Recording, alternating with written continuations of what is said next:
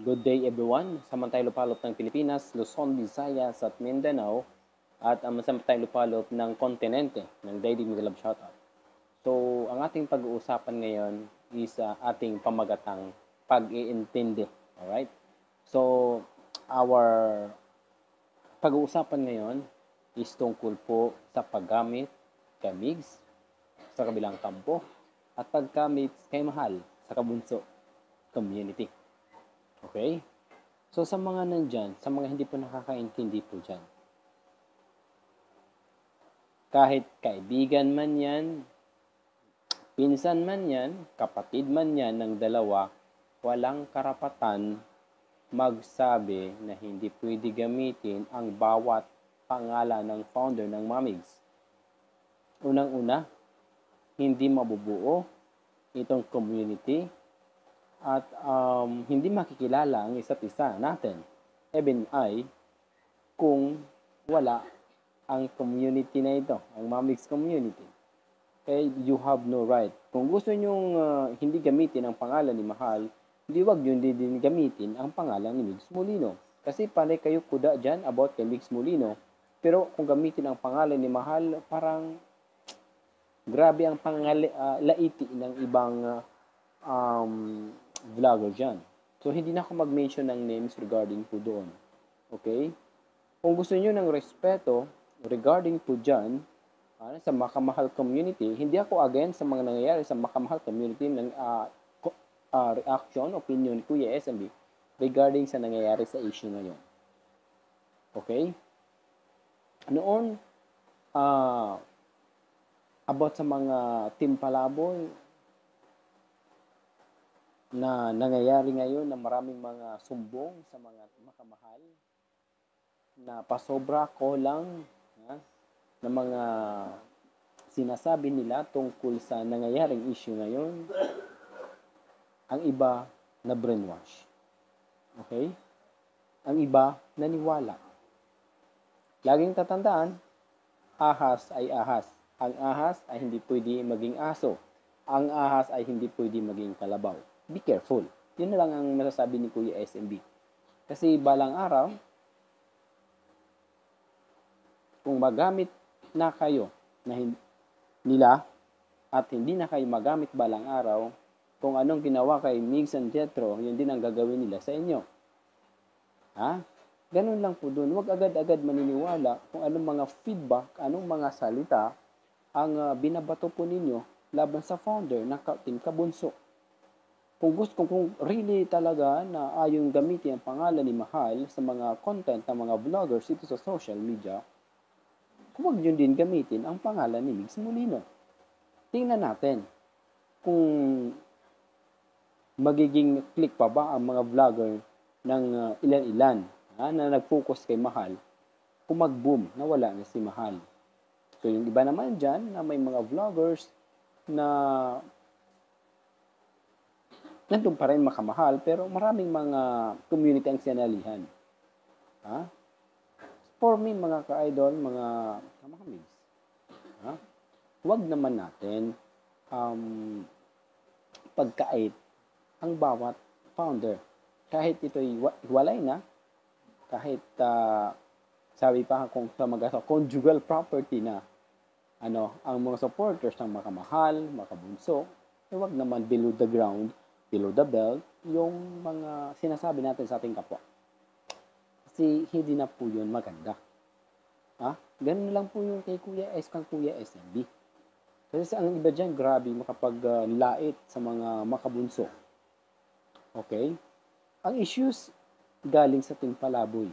Ang issues galing sa makamahal. Sino nag-issue niyan? Makamahal. Kaya, kung anong binabato nyo kay Migs Molino, may ilan sumasagot regarding po doon. Tapos kapag sinagot naman ng way sa kanilang opinion, gagawa naman ng resback yung mga makamahal, di ba? We are free to create a content here sa social media. Kaya you have no right, wala kayong karapatan magsalita na you are not allowed to use the name of Mahal. Respeto naman lang according to family of Mahal, according to Noemi Tesorero, sibling. Kung gusto nyong respeto kay Mahal, kakatahimik sa pagkamatay ni Mahal, this is the best way. Tumahimik kayo. Yun lang. Mag-content kayo, not related, kung paano nabuo ang mamigs. Para maiwasan natin ito. Kasi kung tuloy-tuloy pa rin ang ating pag-uusapan regarding these issues, regarding this content, hindi ito mawawala. Pabalik-balik ito.